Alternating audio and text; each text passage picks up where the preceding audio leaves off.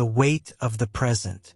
High on a mountain, where the wind blew with the wisdom of centuries and the trees whispered ancient secrets, lived a young monk named Haru.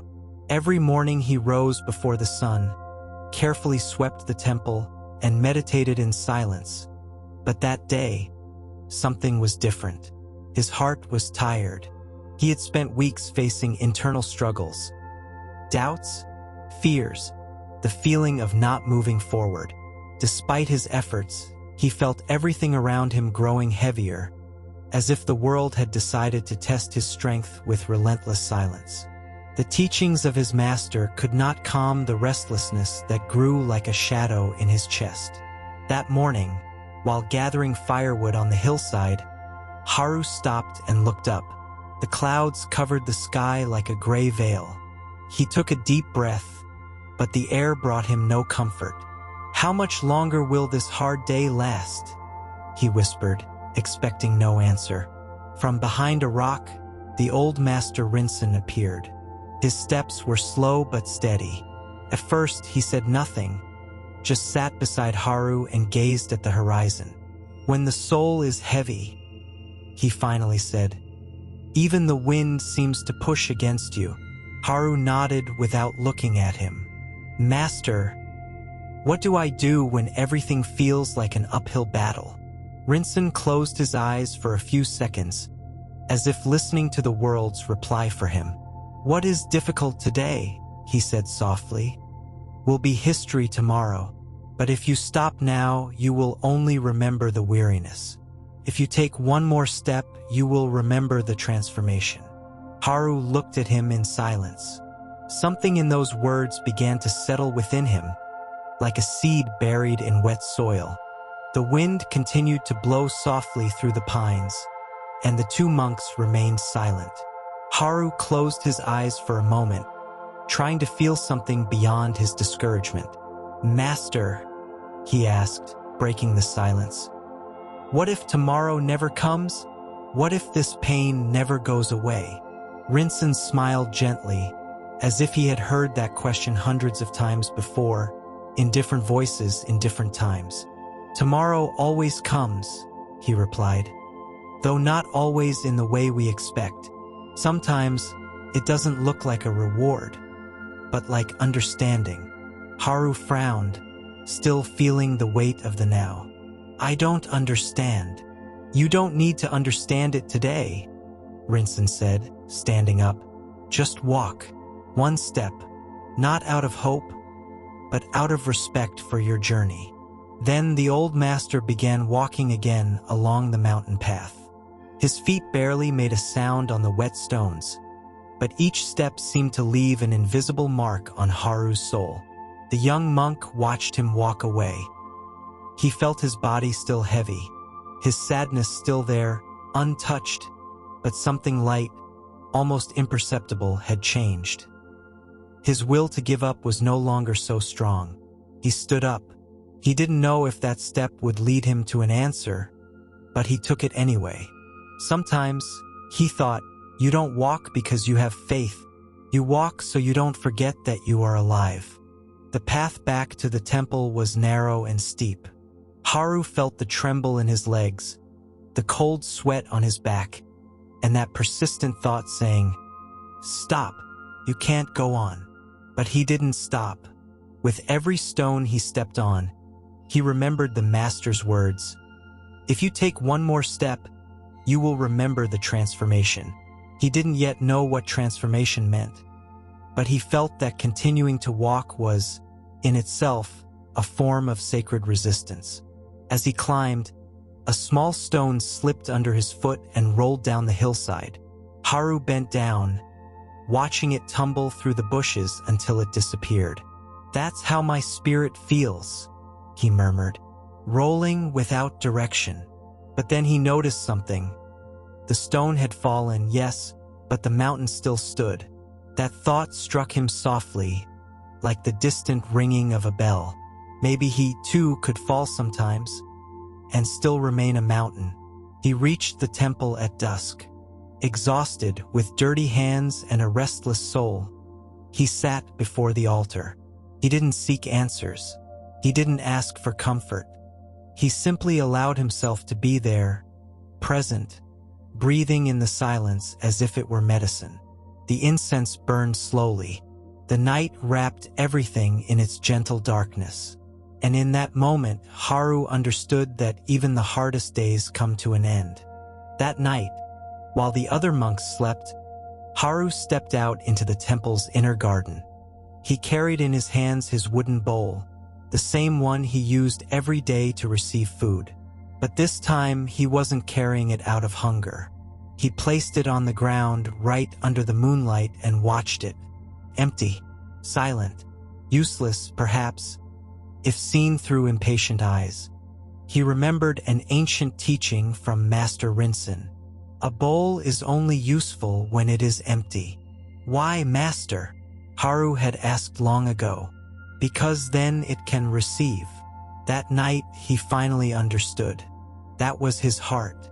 Empty of certainties, empty of strength, empty of everything he thought he needed to carry on. And yet, it was precisely in that emptiness where something new could be born. He sat beside the bowl and closed his eyes. He felt the pain. He felt the doubt. He even felt the fear of not being enough. But he no longer fought against them. Like a river that doesn't argue with the stones, he simply let them be. And in that silent act, something inside him began to move. Not a solution, not an answer, but something more subtle. A small peace, like a warm breeze that comes without warning. The night went on, and in Haru's heart, the difficult day began to become history. The next morning, the sun peeked shyly through the clouds.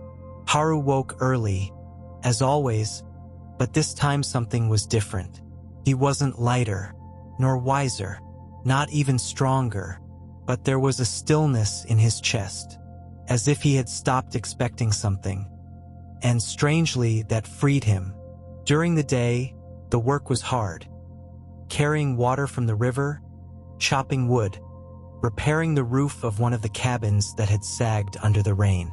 His hands bled a little. His body ached, but there was no resentment in his effort. During one of his breaks, he sat under a withered plum tree. Master Rinzin appeared again, silently. He simply observed the tree. Haru looked at it too. The bare branches seemed asleep, unable to bloom. "Do you think it's dead?" the master asked. Haru thought for a moment. "I don't know. It looks dry, exhausted." Rinzin nodded gently. "Sometimes we confuse rest with death," the master said. "But there is life growing in silence. The seed beneath the earth, the tree in its winter, the soul when it goes through the storm. All of that seems still, but it's actually preparing to bloom." Haru lowered his gaze to the ground. The tree wasn't a failure. It was a promise. Maybe he was too. "So," he said softly, "does the difficult also bloom?" Rinzin smiled, soft as dawn. "The difficult is the root of what tomorrow will be strength. If it hurts today, it's because you're growing towards something larger than yourself." The master's words didn't erase the fatigue, nor completely clear the clouds. But in Haru's heart, like in the dry tree, a new sap was beginning to flow. Maybe it wasn't yet time to bloom, but it was time for roots. And that was enough. The following days were no easier. The tasks at the temple remained demanding, and the inner challenges didn't disappear with a teaching or a moonlit night. But something in Haru had changed. He no longer expected the difficulties to vanish. He listened to them. One afternoon, after cleaning the meditation hall, he walked to the river.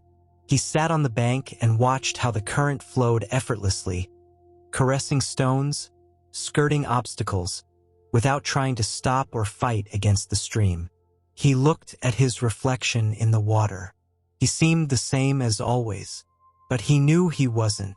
He remembered his first days at the temple, the loneliness, the desire to give up, the pain of feeling incapable. And yet here he was breathing, feeling, existing. Today is hard, he whispered to himself, but it's no longer impossible. A leaf fell onto the surface of the water. It floated for a moment and then was carried away by the current. It didn't fight. It didn't cling. In the same way, Haru felt he could release his burdens. Not deny them, not run away, just allow them to follow their course. Because he understood something essential. Pain was not the end of his path, but a sacred part of the journey. And that journey one day would be his story. Winter began to yield, first in the timid buds of the forest, then in the songs of returning birds. Finally, in the way the light touched the temple roofs, warmer, more alive. Haru still woke before dawn, but no longer with the weight of punishment, rather with the rhythm of a practice that was becoming part of him. One afternoon, while sweeping the garden, Master Rinsen approached and offered him a cup of tea. They both sat in silence, as they often did. But this time, Haru dared to speak. "Master, I think I'm beginning to understand." Rinsen looked at him, unhurried. "And what do you think you're understanding?" Haru held the cup between his hands and said, "That what hurts today, one day will be just a scar.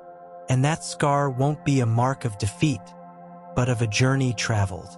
Rinsen gently closed his eyes. "Scars are maps," he said. "They're not something to be ashamed of. They're the secret language of experience. And when you learn to read them, you discover that everything, even pain, had a direction." The wind caressed the trees, and somewhere in the garden, a flower bloomed. Haru said nothing more. He no longer needed to understand with his mind. Now his whole body knew, today is hard, but tomorrow will be history. Years passed. The young Haru became a master, not because he knew all the answers, but because he had learned to stay with the questions. Not because he had overcome the pain, but because he had walked through it without hardening his heart. One morning, a new disciple arrived at the temple.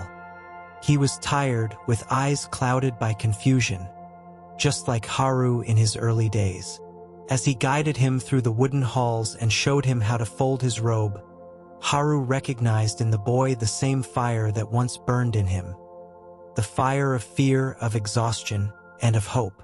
That night, he found him sitting alone, tears in his eyes.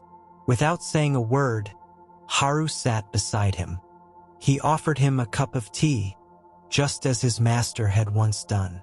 And with a calm voice, he said, "Today is hard, I know, but someday you will look back on this moment, and it won't hurt. It will be history, your story, and then you will understand that you were not breaking, you were being born." The young man looked up, confused, but something in those words planted a seed that, like all seeds, would need darkness, time, and silence to bloom. And so the cycle continued, because in every difficulty, the seed of a peaceful tomorrow already beats.